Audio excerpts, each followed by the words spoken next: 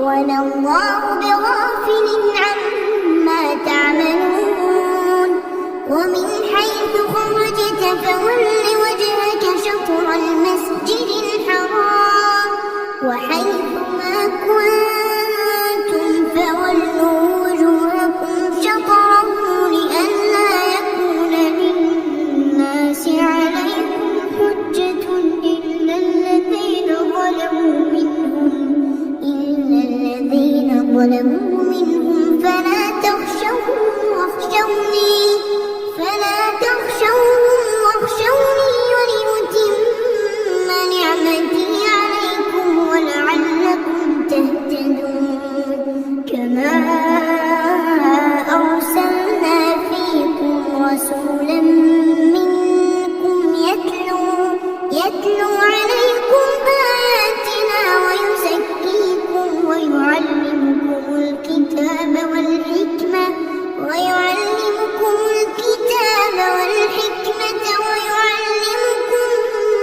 ما لم تكونوا تعلمون فاذكروني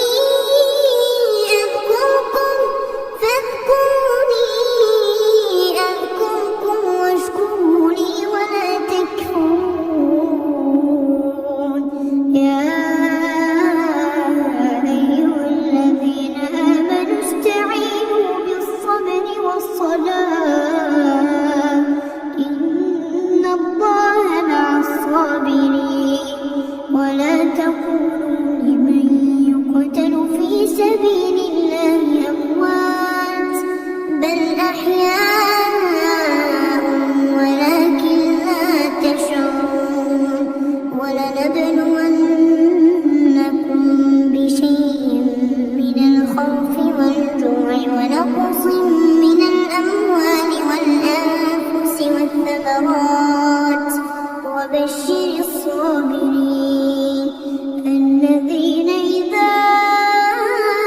أصابتهم مصيبة قالوا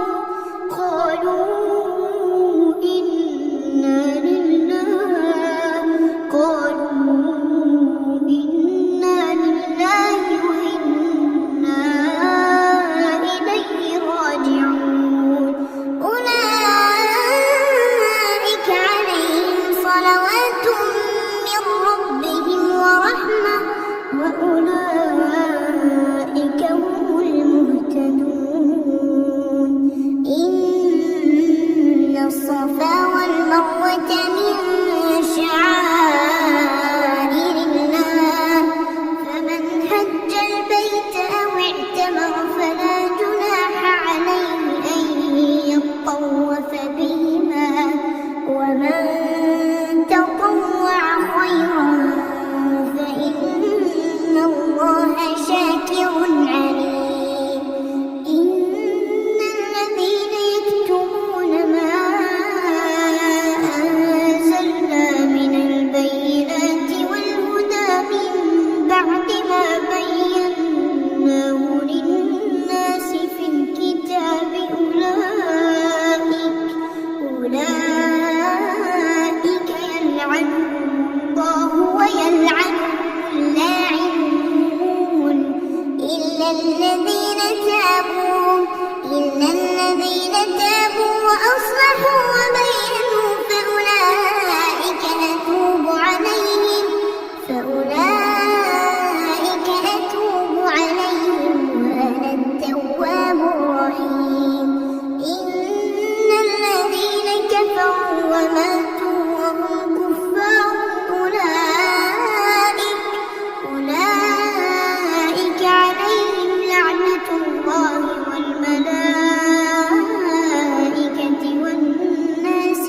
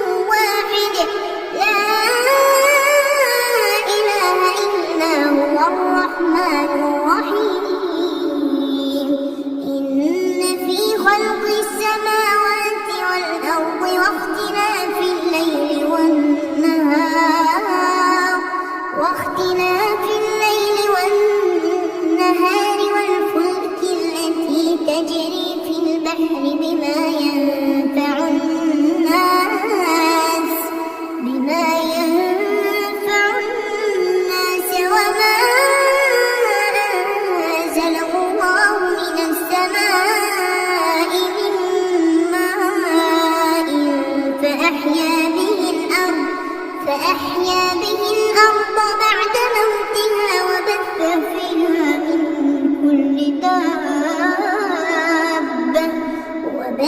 فيها من كل دابة وتصريف الرياح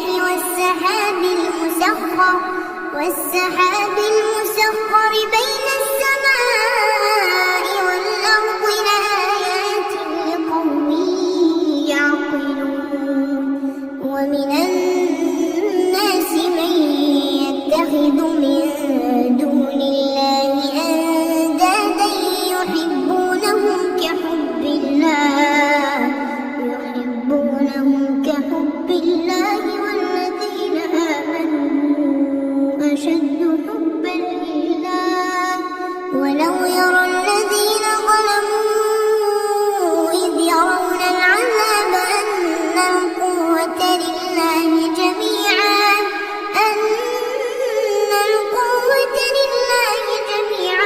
وأن الله شديد العذاب إذ تبرأ الذين اتبعوا من الذين اتبعوا ورأوا العذاب وتقطعت بهم الأسباب وقال الذين اتبعوا لو أن لنا كرة فنتبرأ منهم كما تبرأوا منا كذلك يريهم الله أعمالهم حسرات عليهم وما هم بخارجين من النار يا أيها الناس كلوا مما في الأرض حلالا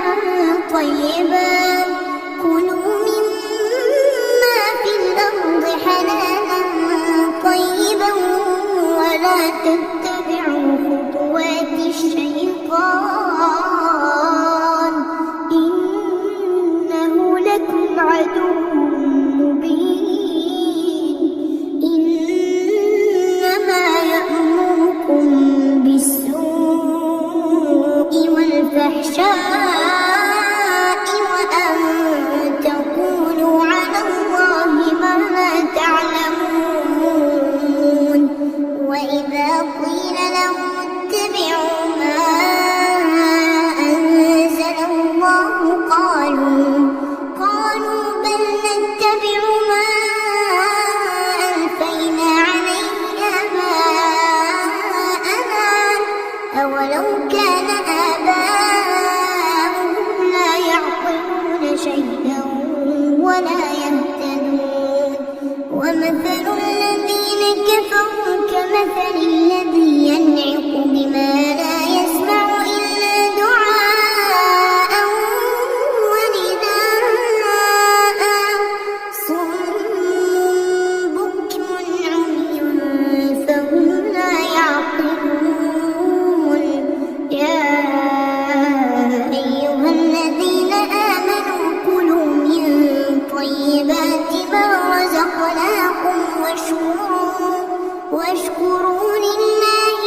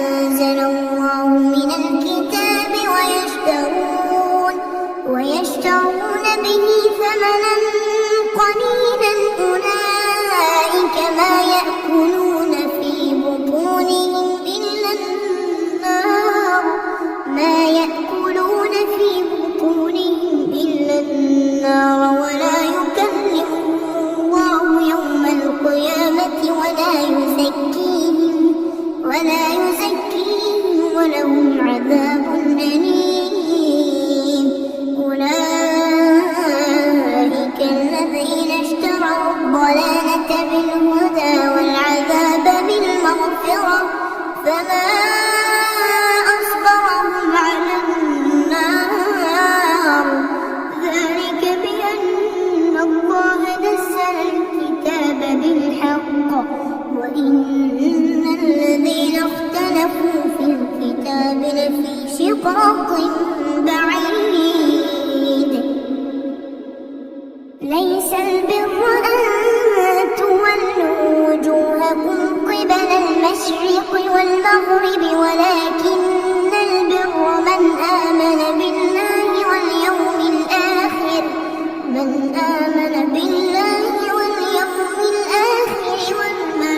والملائكة والكتاب والنبيين وآتى المال على حبه ذوي القربى واليتامى والمساكين وابن السبيل والسائلين وفي الرقاب وأقام الصلاة وآتى الزكاة والموفون بعهدهم إذا عاهدوا والصابرين في البأساء والضراء وحين البأس. أولئك الذين صدقوا وأولئك هم المتقون. يا أيها الذين آمنوا كتب عليكم القصاص في القتلى الحر بالحر والعبد بالعبد والأنثى بالأنثى فمن عفي له من أخيه شيء فاتباع بالمعروف وأداء إليه بإحسان ذلك تخفيف من ربكم ورحمة فمن اعتدى بعد ذلك فله عذاب أليم. ولكم في القصاص حياة يا أولي الألباب لعلكم تتقون. كتب عليكم إذا حضر أحدكم الموت إن ترك خيرا الوصية للوالدين والأقربين بالمعروف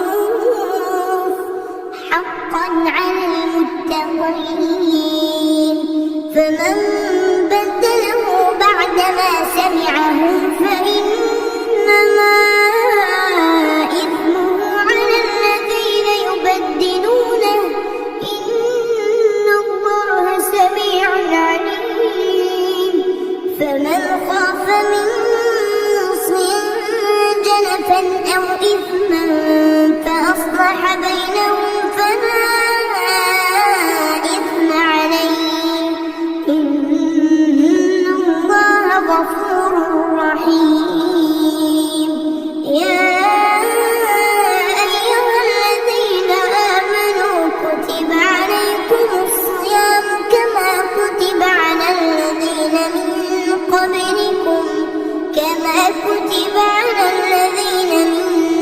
قبلكم لعلكم تتقون. أياما معدودات فمن كان منكم مريضا أو على سفر فعدة من أيام أخر وعلى الذين يطيقونه فدية طعام مسكين فمن تطوع خيرا فهو خير له وأن تصوموا خير لكم إن كنتم تعلمون. شهر رمضان الذي أنزل فيه القرآن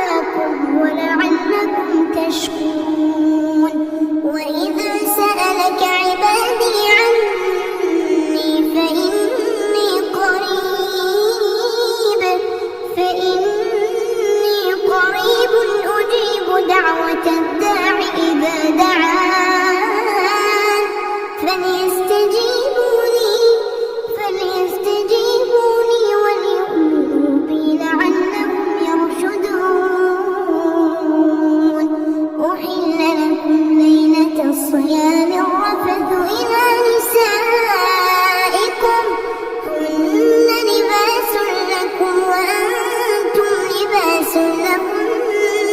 علم الله أنكم كنتم تختانون أنفسكم فتاب عليكم وعفى عنكم فالآن باشروهن وابتغوا ما كتب الله لكم وكلوا واشربوا حتى يتبين لكم الخيط الأبيض من الخيط الأسود من الفجر ثم أتموا الصيام إلى الليل ولا تباشروهن وأنتم عاكفون في المساجد تلك حدود الله فلا تقربوها كذلك يبين الله آياته للناس لعلهم يتقون ولا تأكلوا أموالكم بينكم بالباطل وتدلوا بها إلى الحكام لتأكلوا فريقا من أموال الناس بالإثم وأنتم تعلمون يسألونك عن الأهلة قل هي مواقيت للناس والحج وليس البر بأن تأتوا البيوت من ظهورها ولكن البر من اتقى وأتوا البيوت من أبوابها واتقوا الله لعلكم تفلحون وقاتلوا في سبيل الله الذين يقاتلونكم ولا تعتدوا إن الله لا يحب المعتدين وقتلوهم حيث ثقفتموهم وأخرجوهم من حيث أخرجوكم والفتنة أشد من القتل ولا تقاتلوهم عند المسجد الحرام حتى يقاتلوكم